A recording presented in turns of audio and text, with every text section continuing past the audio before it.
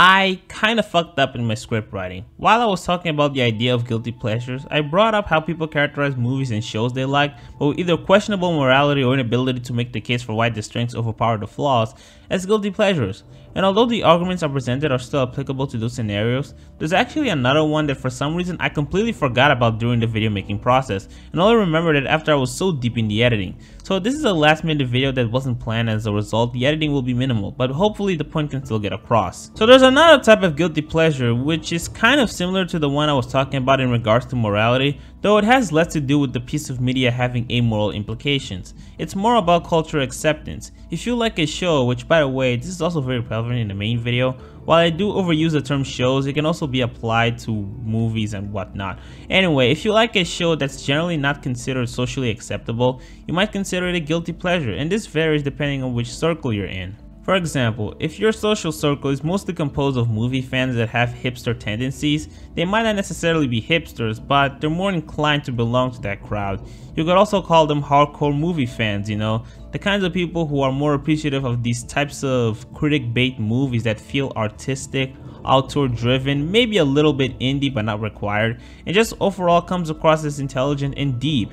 And then there's you, and you like a movie that feels simpler and more straightforward. Not the type of movie you would recommend for deep critical analysis, but you still really like it, almost more than several movies that do fall into the category of deep, intricate, and intelligently crafted film.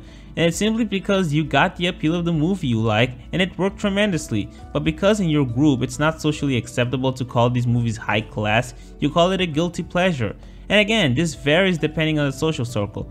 I remember a video from Gem Reviews where he ranked an episode of Ed, Edd n Eddy that had a lot of undeserved cruelty as one of his favorites, and he called it a guilty pleasure because among his peers, including his fans, mean-spiritedness usually equals bad. He still likes the episode and considers it one of the best, but he recognizes that it's an anomaly. This can happen to everyone, and embarrassingly enough, this also happened to me. If you check my mall list, you'll see that I rated Bakugan a 6, and I wrote a note saying that I consider it more of a guilty pleasure. Now, I didn't say that because I think Bakugan is of worse quality than I perceive. It's actually because this is not a type of show I would even like to begin with. I generally don't care for anime aimed at kids, and this series is so clearly a toy commercial. Every marketing decision they made, like the choice for the attires, the character designs of the creatures, the overabundance of Bakugan and their bullshit evolution, especially in the later season, the clear inspirations from other existing anime aimed at little boys that are popular, they're all so blatant. In normal circumstances, I should have disliked it and called it a cynical product, and I'm pretty sure that in my social circle, as in the types of nerds like me, they do dislike the series, but I don't. I genuinely enjoy it. Now, I will say that I wrote the note months ago and my thoughts on the idea of guilty pleasure has changed since then. I don't really think Bakugan is a guilty pleasure anymore, but that's how I felt at the time.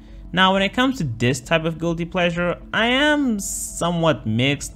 I mean, I guess as long as you don't call it a bad show even though you clearly like it, then that's fine. Though at the same time, I don't think that you should feel guilty for liking something differently than what's usually common. But that's fine, I won't really begrudge you if you do. Anyway, I think that's all I have to say. I hope you guys enjoyed this video. Bye for now.